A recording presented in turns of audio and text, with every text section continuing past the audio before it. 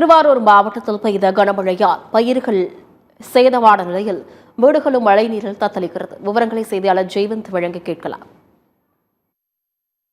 டிட்வா புயலின் எதிரொலி காரணமாக திருவாரூர் மாவட்டத்தின் பல்வேறு பகுதிகள் தற்போது முற்றிலுமாக பாதிக்கப்பட்டுள்ளது.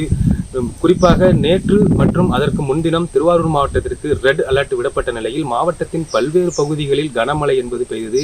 திருவாரூர், திருத்துறைப்பூண்டி, நீடாமங்கலம், மன்னார்குடி உள்ளிட்ட பல்வேறு பகுதிகளில் இடைவிடாது கொட்டித்தீர்த்த கனமழையால் பல்வேறு பகுதிகளில் பாதிப்பு ஏற்பட்டுள்ளது. குறிப்பாக திருவாரூர் பழைய மருத்துவமனை செல்லக்கூடிய சாலை முழுவதும் மழைநீர் சூழ்ந்துள்ளது. அதேபோல் 50 வீடுகளை சுற்றியும் மழைநீர் சூழ்ந்துள்ளது. அதேபோல் திருவாரூர் நகர்ப்பகுதிக்கு உட்பட்ட பல்வேறு பகுதிகளிலும் மழைநீர் என்பது சூழ்ந்துள்ளது. இதனை உடனடியாக அகற்றிட வேண்டும் எனவும் அந்த பகுதி மக்களின் கோரிக்கையாக எழுந்துள்ளது. அது மட்டுமில்லாமல் திருவாரூர் மாவட்டம் முத்துப்பேட்டை, தெற்குக்காடு உள்ளிட்ட பல்வேறு பகுதிகளில் மழைநீர் சூழ்ந்துள்ளதால் தங்களுக்கு அன்றாட தேவைகளை பூர்த்தி செய்ய முடியாமல் அப்பகுதி மக்களும் தவித்து வருகின்றனர். மேலும் தற்போது பார்த்தீங்கன்னா திருவாரூர் மாவட்டத்தில் இந்த ஆண்டு சுமார் 2 லட்சம் ஏக்கர் பரப்பளவில் சம்பா மற்றும் தாளடி நெற்பயிர் பணியில் ஈடுபட்டு வந்த நிலையில் இந்த தொடர் கனமழை மற்றும் டிட்வா புயலின் எதிரொலியின் காரணமாக திருவாரூர், திருத்துறைப்பூண்டி, அதேபோல் கோட்டூர், பல்லவராயன் கட்டளை, புழுதிக்குடி, கீராந்தி உள்ளிட்ட பல்வேறு பகுதிகளில் சுமார் 50,000க்கும் மேற்பட்ட ஏக்கர் பரப்பளவில் சம்பா மற்றும் தாளடி நெற்பயிர்கள் முற்றிலுமாக பாதிக்கப்பட்டுள்ளது. மேலும்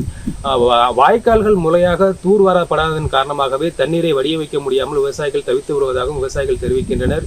மேலும் விவசாயிகளுடைய கோரிக்கையாக இருப்பது என்னன்னு பார்த்தீங்கன்னா, வேளாண் துறை அதிகாரிகள் உடனடியாக ஆய்வு மேற்கொண்டு அந்தந்த பகுதியில் பாதிக்கப்பட்ட விவசாயிகளுக்கு உடனே நிவாரணம் வழங்க வேண்டும். அதேபோல் காப்பீடு செய்யப்பட்ட விவசாயிகளுக்கு உடனடியாக காப்பீட்டுத் தொகையை வழங்க வேண்டும் எனவும் விவசாயிகளின் தரப்பில் கோரிக்கை எழுந்துள்ளது.